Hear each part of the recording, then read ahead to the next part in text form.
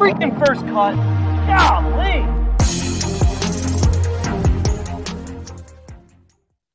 YouTube, what is going on?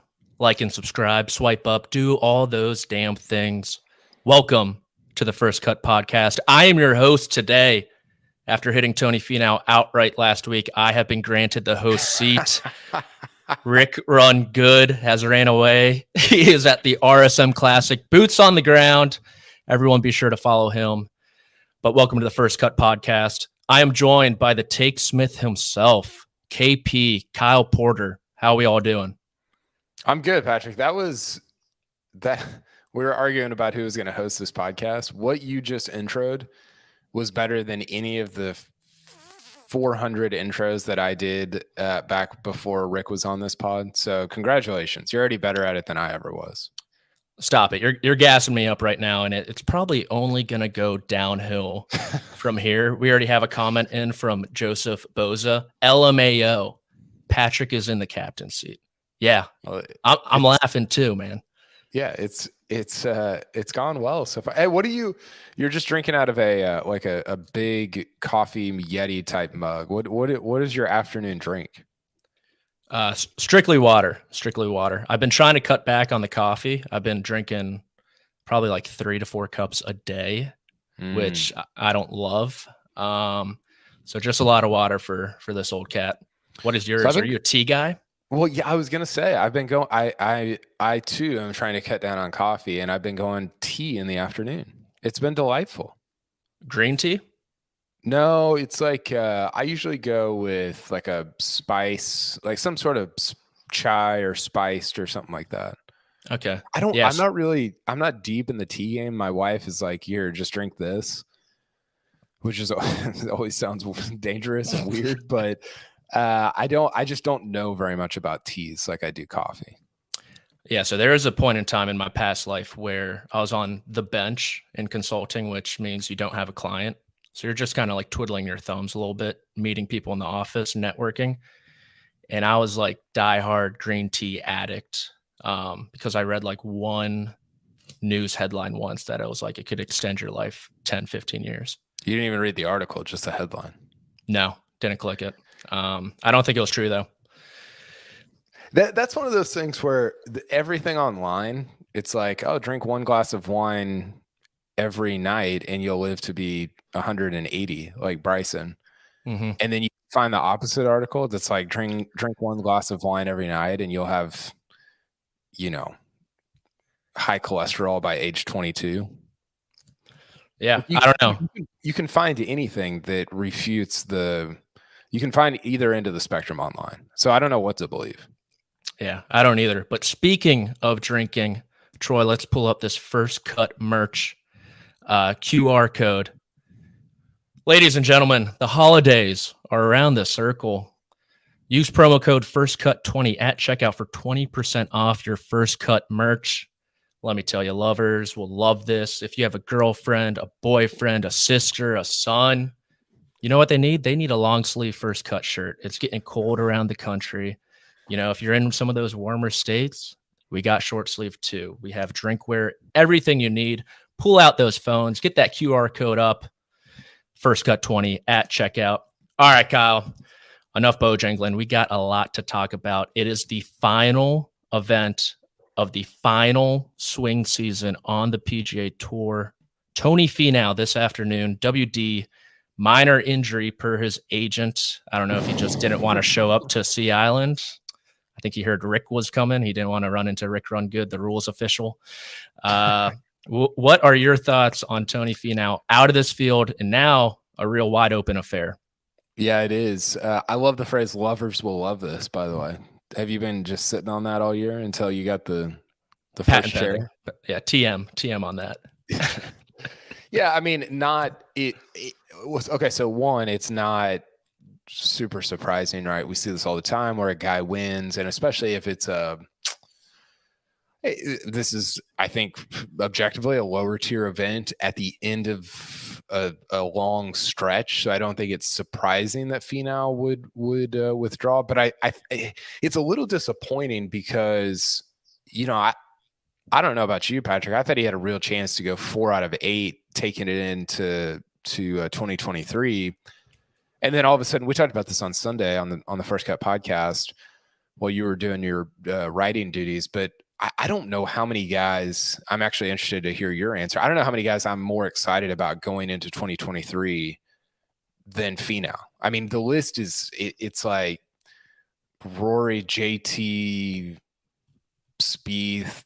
I can't think of like 5 guys I'm more excited about what their 2023 could hold than Finau, and I really wanted kind of one last opportunity for him to get a 4th win in 8 starts.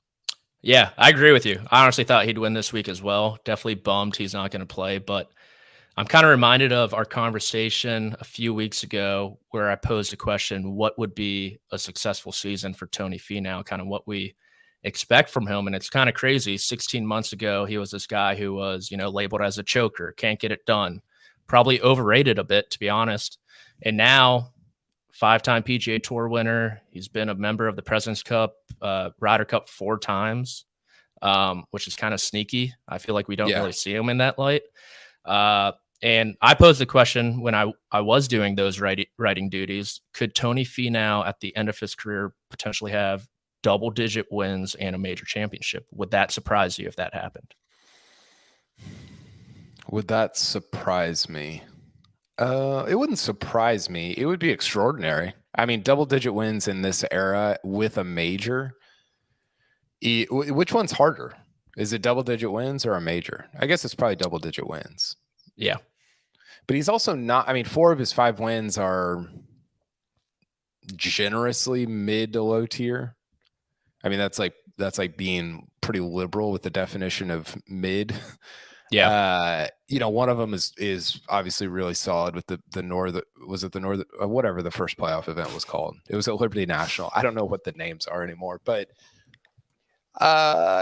yeah, I mean, listen, like I ran the numbers, I think since June 1, Rory's at 3.0 strokes gained per round and Finau's at 2.6.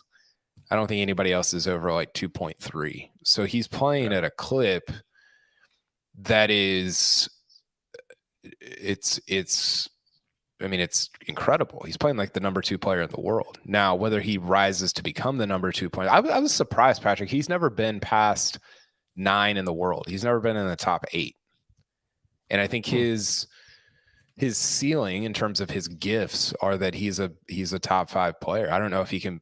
I think it takes some luck to become the number 1 player in the world. But no, I don't think it would surprise me that if he got to 10 wins and a major over the next 6 or 7 years. Here's one for you. Would it surprise you more if he won 3 times in 2023 or if he won a major in 2023? Ooh. Probably a major, to tell you the truth. Kind of just what you said, given the quality of those wins.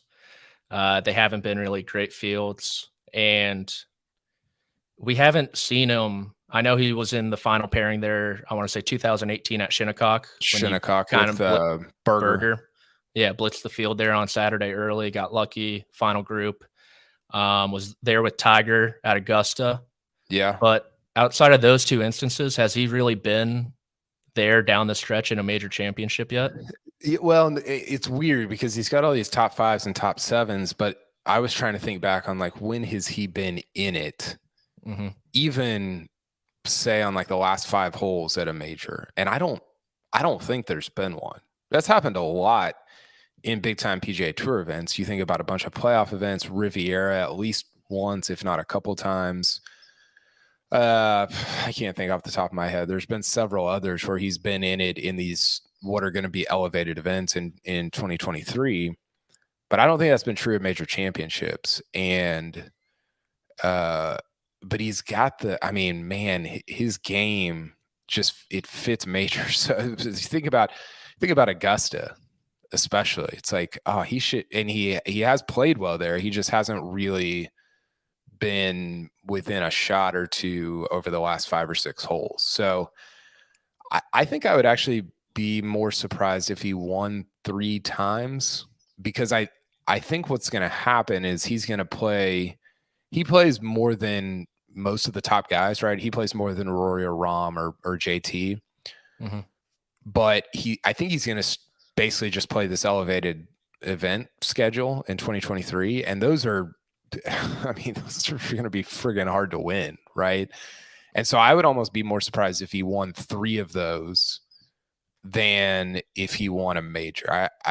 And maybe that's more about how difficult those fields are going to be than it is about the major thing. But I would be less surprised if he won a major championship. Okay, interesting. I will say what impressed me the most of his Houston win wasn't that final 9 where he shot 3 over. I don't know if we want to talk about that at all. Maybe a little concerning. He kind of hit this like bunt single off the tee over the weekend and just mashed every single fairway. I think he hit every fairway on Saturday. Led the field in driving accuracy for the week. Just, laying back and letting everyone try to chase him.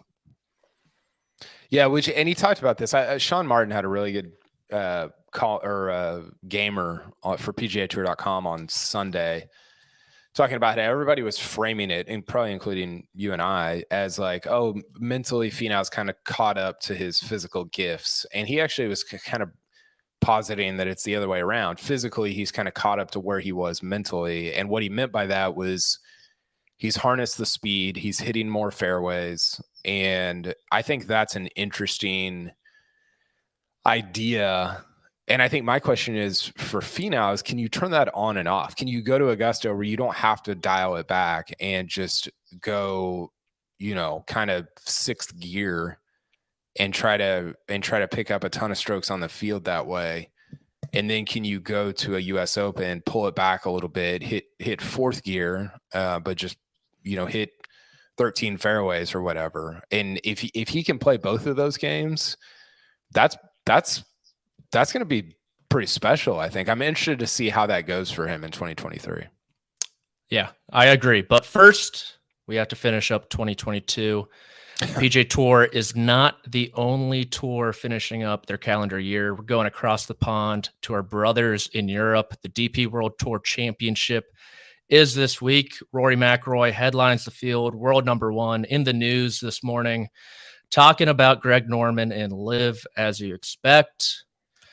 KP, what are your thoughts on Rory's latest comments about Greg Norman and Rory's plea that he needs to step aside for the PGA Tour and the Live Golf Tour to eventually come to terms? Yeah, I'd love to read. Do you have? Hold on, I'll get it. I've got it right here. Okay, he said, I think from whatever happens with those, I think Greg needs to go, which is pretty straightforward. I think he needs to exit stage left. He's made his mark. He's made his mark, but I think now is the right time to sort of say, look, you've got this thing off the ground, but no one is going to talk unless there's an adult in the room that can actually try to mend fences. And if those two things happen, then things can happen. But right now it's a stalemate because there can't be any other way. Hopefully something can happen, but who knows?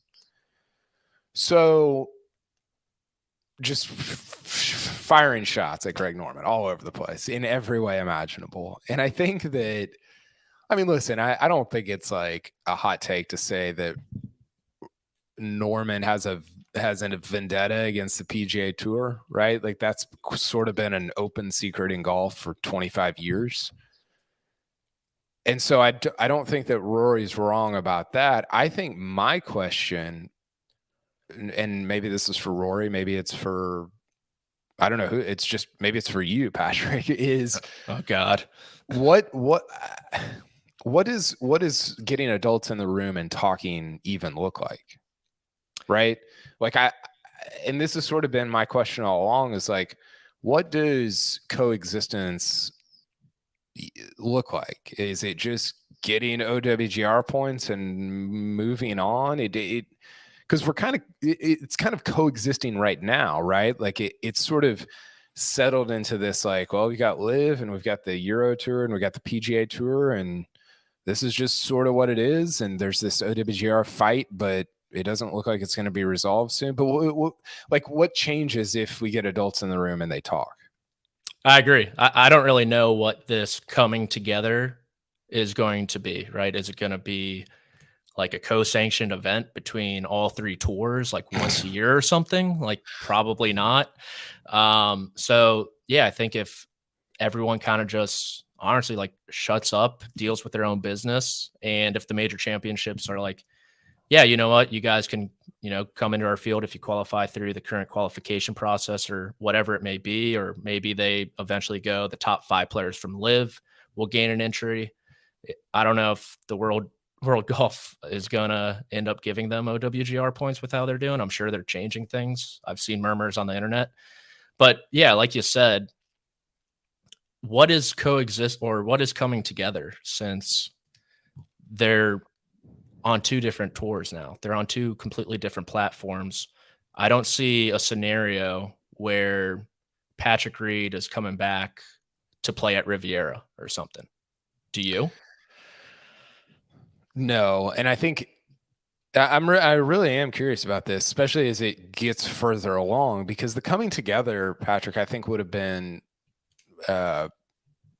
15 months ago, and Rory talked about this at the JP McManus this summer, where it's like, hey, if you've got a bunch of money and you want to be in golf, like be invested in the PGA Tour somehow.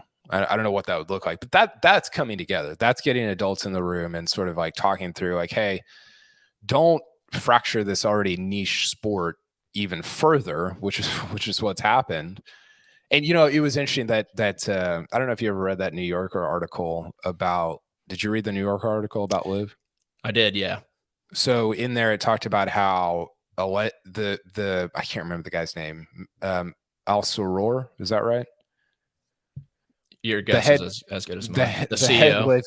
The head Liv guy claims that he went to the tour, and I don't know how formal this was, but with $1 billion, and was like, hey, let's make something happen. And the tour was like, yeah, we're good. Which,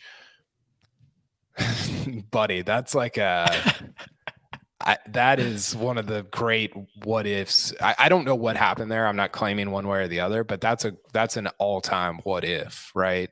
Mm-hmm. But now I think we're at the point where Liv is so pot committed that like the PGA Tour obviously wants to keep them from taking Mito Pereira and Cantlay and whoever else has been rumored to be going eventually.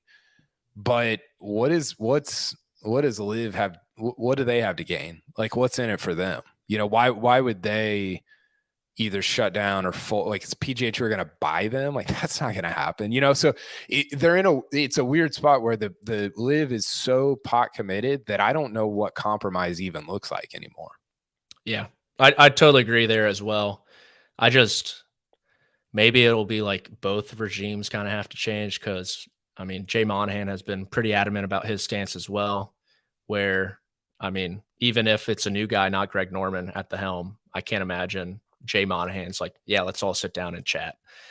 Yeah, I just don't know what you chat about. I mean, you can't say, the tour can't say, well, sure, you guys can play on both tours. That's the compromise, because then the PGA Tour is over, right? Mm-hmm. Yeah. I mean, now we got the DP LIV PGA Tour, something like that. And so I don't know. I just don't. I don't know. I'm interested to see how it goes, but I don't really know what the sort of goal here is or even should be, really. Yeah, I agree. We'll have all off season, all holiday season to talk about Live Golf. Let's get to the actual golf down there in Dubai. We got Rory McIlroy, world number 1. He's played a handful of DP World Tour events this season, still leading the race with Ryan Fox right behind him. Matt Fitzpatrick's in the mix, Tommy Fleetwood, Victor Hovland, Shane Lowry, Adrian Maronk. I believe those are the only guys who have a chance to catch the season or capture the season crown. John Rahm is also in the field. So it should set up for a great event, probably, a bit more entertaining than the PGA Tour event, I'd say, especially name-wise. What are your expectations for Rory coming off his win at the CJ Cup? Well, I think with where he's at right now, I mean, he's finished in the top 8 in, I think, 7 of his last 8 events worldwide, which is just outrageous. But I think if he doesn't finish in the top 5, that's a disappointing week, which sounds crazy and is probably can feel unfair, but that's just the reality when you're playing at a 3.0 strokes gain clip and you're doing what you've done. I'm interested in, so nobody's ever won the FedEx Cup and the European Tour. It's been called like 9 different things. It used to be the Order of Merit, then it was the Race to Dubai. Now it's like the season-long points race presented by Rolex, or so, I don't know. I don't know what it's called, but nobody's ever won both of the season-long races on each tour. Rory's won 3 of each, but he's never done it in the same year. I think that's a big opportunity for him and would be kind of a fitting into his year and how he's played. But there are other. I mean, Jon Rahm's playing like low key great golf, and Matt Fitzpatrick has had. Man, one of my favorite stats this year, Patrick, is that Matt Fitzpatrick has improved his strokes gain overall number each of the last 11 years, which is, I doubt that's ever happened before. He's been better. Now you have to start pretty bad, right? Like he started 11 years ago, it was like a -1.5 or something strokes gain per round.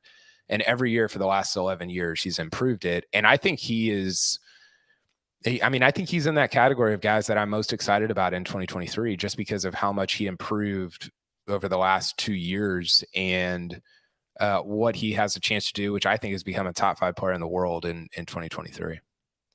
11 years. He's been on tour for 11 years, the European Tour. How old is he? Yeah, well, he's like 29, 28? I think. Oh, wow. Let's see here. I think one of the years was like he only played a couple events, so that played into it. Let me pull it up.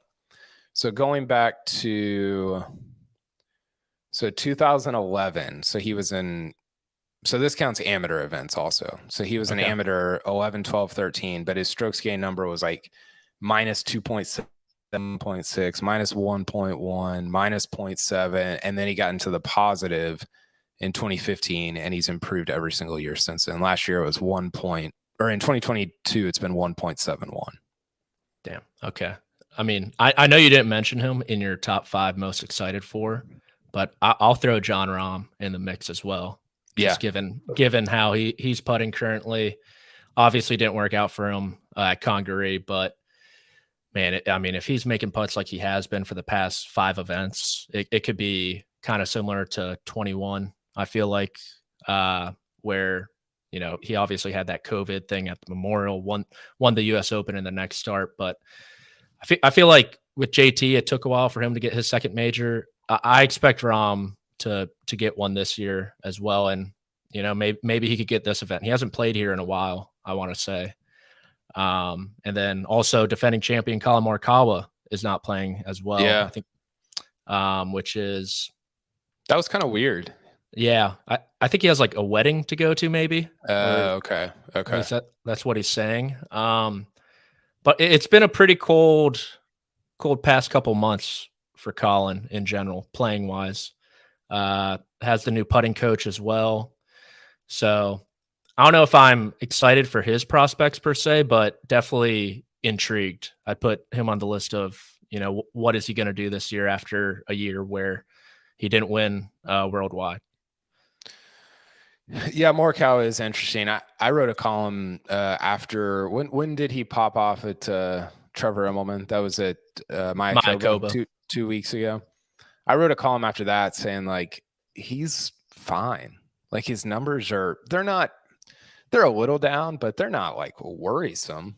And I think it just is so emotionally and mentally difficult to come off of 3 years in which you've won 2 majors, you've won 6 times worldwide, and then to not win at all, because you start putting all this pressure on yourself, and it's like, oh, I haven't won, and then you start freaking out, and you have to internalize and understand that like the variance swings so much in golf, right? Like he probably overachieved over those first 2 or 3 years, and now he's probably like not overachieved. He was probably over rewarded for how good his play was, and now he's being under rewarded, and it'll normalize. It'll balance out. Like I think Morikawa is fine. Like I'm not as high on him as his 2 major run would suggest maybe somebody should be, but I think he's a really good player who's going to have a really good and long career.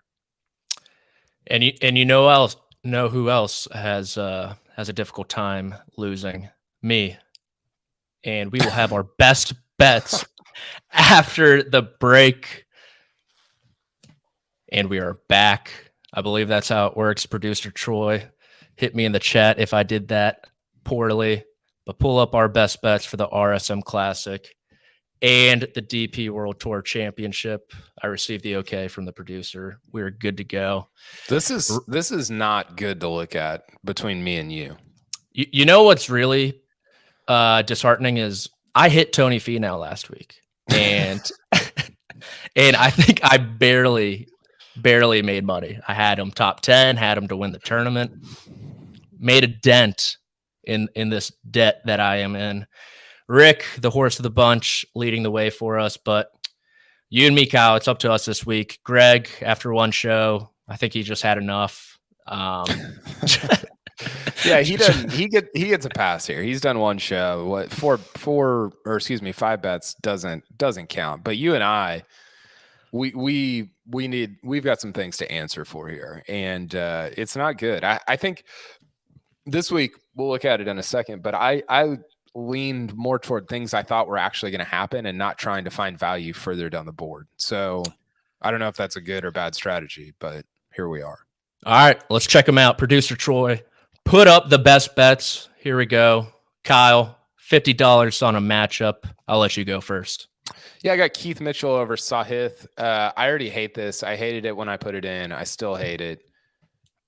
Mitchell's playing great golf, but I hate betting against Sahith because I don't want to root against Sahith. So I feel confident about the way that Mitchell's hitting it, but I don't know. I don't feel great about the bet. Okay. That is can you talk me into my own bet? Keith Mitchell, Sea Island guy, 2 top 15s here in the last 3 showings. One of the best drivers in the game. Off the tee is the most predictive stat in golf. So there you go. So I hit the Thagala pretty wild off the tee. So yeah, but great short game. He's been it's been on recently. So I don't know. Do you want I'll to flip stand it? by it, but I don't feel great about it. No, because then Mitchell will for sure beat him. All right, I'm going with Matt Kuchar, -120 over Taylor Moore. Kuchar's coming in with 3 straight top 30s, 5 top 25 finishes here in 10 starts. Taylor Moore, a bit more volatile. I think he has a bit of a lower floor. And yeah, that'll pretty much do it for the RSM Classic. We're going to move over to the DP World Tour Championship here. I'll kick things off with a finishing position, $30 on Robert McIntyre, top 10, +240. There's only 50 players in this field. Bobby Mack has been playing great since his win at the Italian Open over Matt Fitzpatrick. 4 top 20s in his last 5 starts. 2 of those were top 10s.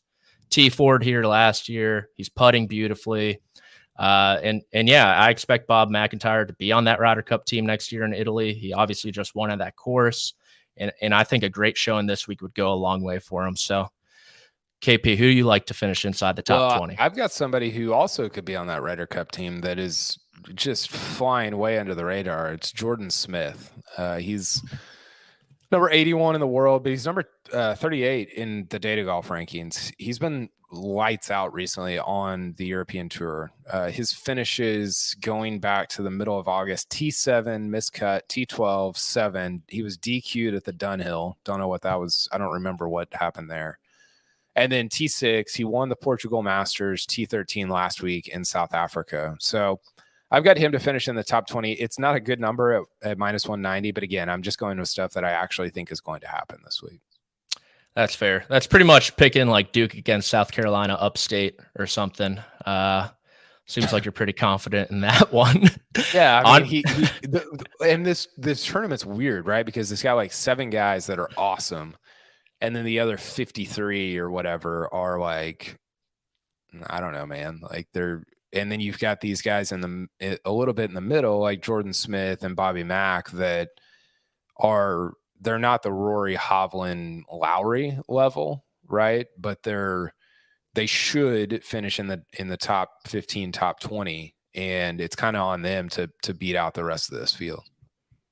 Yeah, it's a bit odd, but I do kind of like it more than the FedEx Cup for some reason. It's the main guys always rise to the top here, without reason. But that is Bobby Mack top 10 plus 240 for me. Jordan Smith top 20 minus 190 for KP. Really going out on a limb there. Outrights $10 each. We both get two of them. Kyle, you're just talking up your guy. Who was your first pick? Yeah, Matty Fitzpatrick. He's won 2 of the last 6 of these. So him and Rahm have won 4 of the last 6 here. And he just is, I think he's a little longer than he should be just because Rory and Rahm are in the field.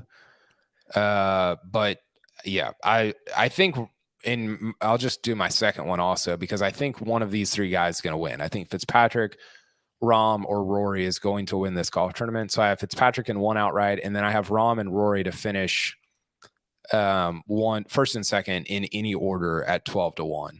And I just, of course, now I'll probably get like Hovland winning and Rahm and Rory finish second and third or something like that. But I just think those 3 guys are going to be at the top of this board at the end of the week. I agree, and that's why I have Jon Rahm 22-1 to go wire to wire, outside of Rory, outside of Finau, outside of Pete Davidson. He's probably the hottest guy on earth right now. For sure. He's putting the ball like Denny McCarthy. Win, T4, win in his last 2 showings here. I love that, especially with his tee to green game.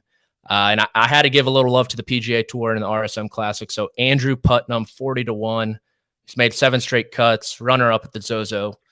Top 20 in strokes gained approach, greens and regulation, driving accuracy, around the green, putting, his last 24. Just playing really well. Off the tee skewed because he doesn't really hit it too far, but that should not be a problem this week. So to recap, KP's got Keith Mitchell minus 130 over Sahith Theegala. He absolutely loves that bet for $50. Jordan Smith, top 20, minus 190. And on the DP World Tour Championship, Matt Fitzpatrick, 9-1. Rahm, Rory, dual forecast, first or second for each of them, 12-1. And I've got Matt Kuchar, minus 120 for $50 over Taylor Moore. Bobby Mack, top 10, plus 240. Jon Rahm, wire to wire, 22-1. And Andrew Putnam, 40-1. But that is not all. We still have the money ball, which we have not been doing too great, might I add. Like I guess all of our bets. But first, a word from our sponsor. And we are back. Troy, put up the money ball bets. These can't be right. There must be an accounting error. Troy, I used to work for a Big Four. Let me audit this, please, because it needs auditing. It needs something. There's no way I'm down. I'm 1-8 lifetime in this. You're like Altuve in the playoffs. I mean, this is abysmal.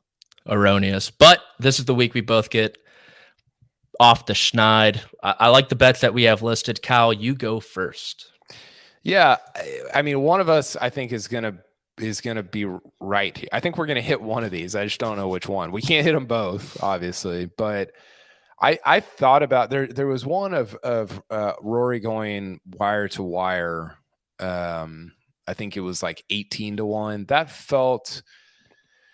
Wire to wire is tough. It's rare. You need some luck there. But for Rory to lead after round 1, he's got the best scoring average over the last, I think it's like 10 years at this tournament. And then to go on to win, which he's shorter than 3-1 to do.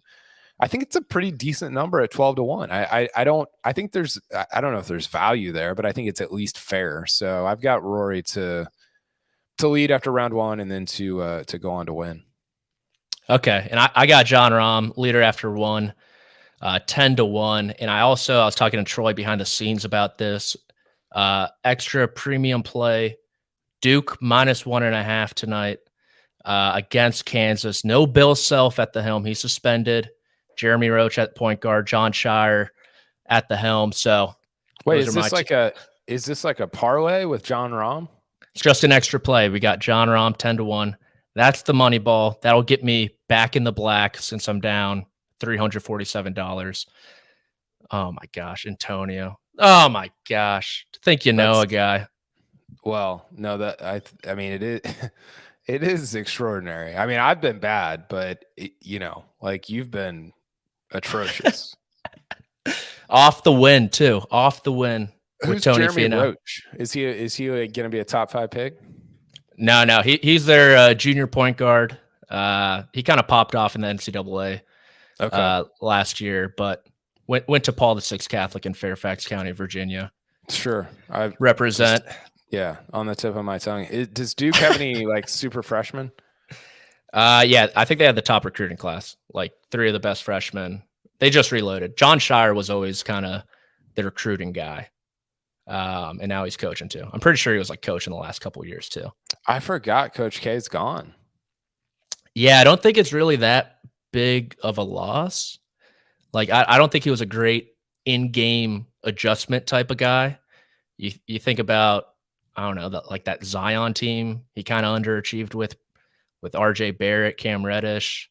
And yeah, I don't want to say Coach K was overrated, but maybe. Well, that sounds like what you're saying. Are you deep in the college basketball world? Not really. No. Okay. God, John Shire being the head coach of Duke makes me. How old is he? 35-ish. He's pretty young. He graduated from Duke in 2010. He was born in. Yeah, he's 35. He's older than you and younger than me. Okay. Damn. You're 55 years old, Kyle? Me and Scheffler are both in our 40s. I kind of want to watch this game tonight now. Yeah, there's a couple good ones. Kentucky, Michigan State, too. Sink your teeth in. Duke has 7 freshmen on their team. That's a lot, I feel like. Yeah, but they also got Jeremy Roach, which Paul VI Catholic only produces legends. So I've been told. Okay, so they had the number 1 player in the country this year, the number 2 player in the country, number 4, and then number 22 and 20. They had 5 top 30 guys. Damn. That's Duke pretty much. Yeah. Yeah. Okay. Well, yeah, I'm gonna try to watch this tonight.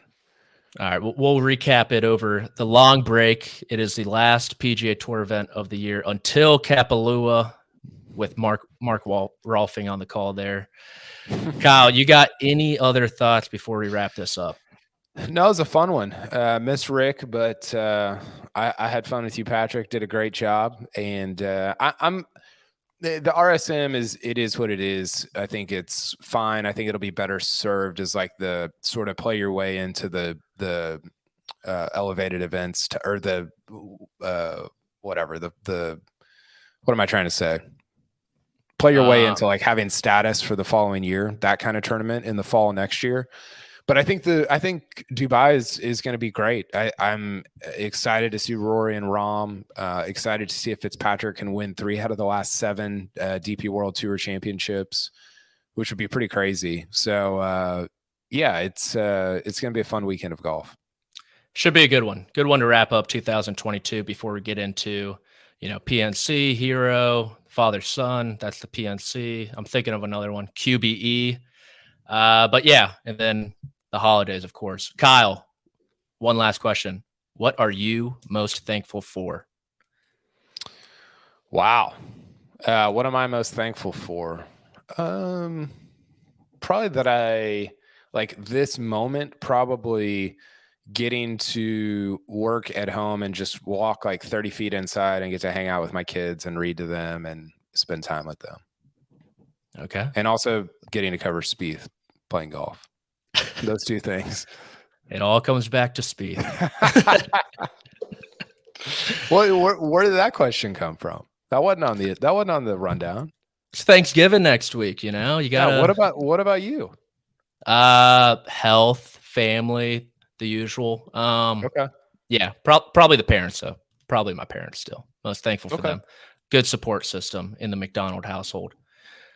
But as your host, Patrick McDonald, you can find me on Twitter at Amateur Status. This might be the last time I ever host this podcast, so tell your friends about it or don't. And for my friend, colleague, the Take Smith, Kyle Porter, you can find him at Kyle Porter CBS. This was the First Cut Podcast. Thank you.